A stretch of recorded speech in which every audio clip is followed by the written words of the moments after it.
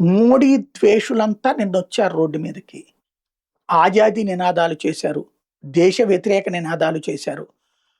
రైళ్ల మీద దాడులు చేశారు. పోలీసుల మీద దాడులు చేశారు. విధ్వంసం సృష్టించారు. గుడ్. మన కోరిక తీరిపోయింది. మోడీని దించేద్దాం, నేపాల్ లాగా తయారు చేద్దాం అనుకుంటే మాత్రం వర్కౌట్ కాలేదు. ఇంకా చేస్తామని చెప్తున్నా. వీళ్ళకి రైతులు కూడా తోడవుతున్నారు. గుడ్. ఈ ఉద్యమాల ద్వారా ప్రభుత్వాన్ని దించాలి అనుకున్నటువంటి ఉద్యమాలు బాగుంది.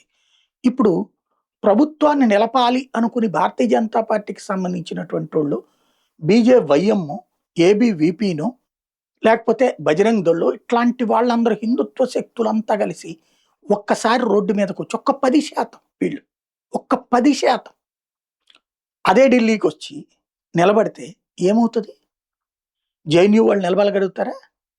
ఈ కాక్రోచ్ జనతా పార్టీ డ్రామాలు నడుస్తాయా? అదే సందర్భంలో ఆమ్ ఆద్మీ పార్టీ వాళ్ళ గేములు నడుస్తాయా? జునైద్ లాంటి దొంగల నాటకాలు నడుస్తాయా? కర్రలు కత్తులు అక్కర్లా, చేత్తో కొట్టి చంపేయగలరు. కానీ ఎవడు చేయట్లేదే. ఎందుకు అంటే ప్రజాస్వామ్యంలో హక్కు ప్రతి ఒక్కళ్ళకు ఉండాలని కోరుకుంటోంది ఈ దేశం. ఈ దేశంలో ఉన్నటువంటి రైటిస్టులు కూడా అదే కోరుకున్నారు. కానీ దాడులు కోరుకోలేదు, విధ్వంసం కోరుకోలేదు. విధ్వంసం శృతిమించి దేశాన్ని తీసుకెళ్లి అల్లకల్లోలం చేస్తాం అన్నప్పుడు మాత్రం ఖచ్చితంగా తిరగబడతారు. ప్రతి ఒక్కడు రోడ్డు ఎక్కడం ప్రారంభిస్తాడు.